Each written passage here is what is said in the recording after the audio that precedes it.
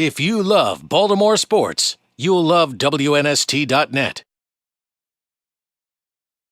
I wanted to ask about the Wildcat formation. Do you think it's some of my commentary on the Wildcat? short-term fad or a sustainable game plan that you think other teams might pick up? Very good. I'm not a big Wildcat fan. I think it's a fad. I think I've never seen it work against a good defense. Ravens, Pittsburgh, stuffed it. The problem I have is you're going to take if you don't have a good quarterback, sure, you do anything you can. I wish I had the Wildcat when I was the coach with the Ravens. We probably could have used a little bit. But if I got a viable guy at quarterback, I'm not taking him off the field for 1 minute. I'm not taking Donovan McNabb off the field for 1 minute. A smart defense, I mean, look at this. Yeah, gotta go back to the chart. And let's describe what the Wildcat is. Let's make sure all what we're talking about. All the Wildcat does, think about it, in a standard formation, okay, quarterback, fullback or H-back, running back, tight end, 2 wideouts. In the running game, the quarterback is useless, right? I'm just handing the ball off. So right from the get-go, what did we start this session with? It's a game of numbers.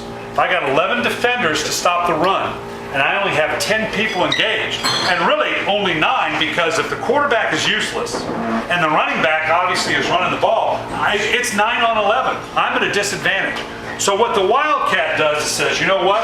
I'm going to take my quarterback, and I'm going to put him out here, where it doesn't hurt to make him useless. And whether it's extra running back, whether it's a wide receiver, I'm just going to put X here. I've got an extra body now. Now I've taken a defender out of the equation with a guy that is useless in the running game. And now I'm going equal numbers on numbers. And that's what the Wildcat's all about. If you see someone run the Wildcat formation and there's a free safety in the middle of the field,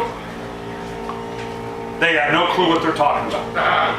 Right? This is the thing that drives me nuts. You'll see Rex Ryan, you'll see Dick LeBeau, you'll see the smart teams. They're going to bring. You got to stay one. You got to honor the possibility of the throw, but they're going to bring that strong safety and that free safety in, and they're going to build that hard running box, and saying, okay, bring it on. Mike Smith at Atlanta, my brother-in-law, who coached college ball for 15 years and sees this stuff all the time.